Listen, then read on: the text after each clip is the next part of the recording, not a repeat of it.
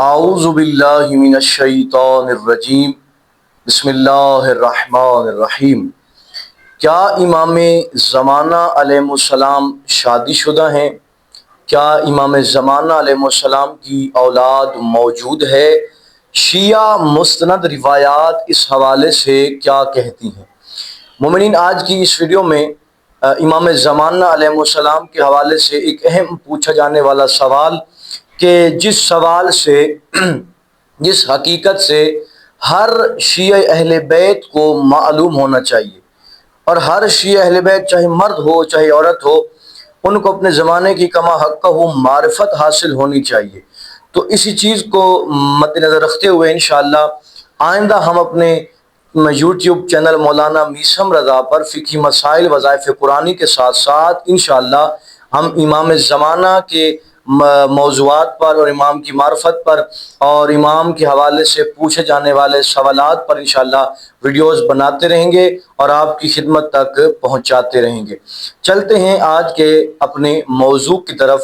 ایک سوال جو اکثر مومنین نے کہیں سے سنا ہوتا ہے یا کہیں انہوں نے پڑھا ہو یا کسی عالم دین یا کسی انسان سے سنا ہو، اور ان کے ذہنوں میں اکثر یہ سوال بھی ہوتا ہے کہ جو ہمارے 12ویں امام ہیں، امام زمانہ ہیں، کیا ان کی شادی ہو چکی ہے یا ان کے بچے موجود ہیں؟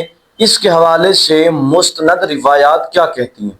مومنین، سب سے پہلے یہاں پہ یہ بات یاد رکھیں کہ روایات میں کچھ روایات جو ہیں وہ مستند ہوتی ہیں، اور کچھ روایات جو کتب کے اندر موجود ہوں وہ ضعیف ہوتی ہیں، یا تو ان کی سند نہیں ہوتی یا وہ روایات جو ان کا راوی ہوتا ہے وہ راوی مجہول ہوتا ہے۔ جہاں تک امام زمانہ کی شادی اور اولاد کے حوالے سے سوال ہے تو یہاں پہ میں آپ کو بتاتا چلوں کہ مستند روایات سے یہ بات ثابت نہیں ہوئی، کسی بھی مستند راوی نے یا کسی مستند حدیث میں یہ نہیں ملتا کہ جس سے ثابت ہو کہ امام شادی شدہ ہیں یا امام کی اولاد موجود ہے۔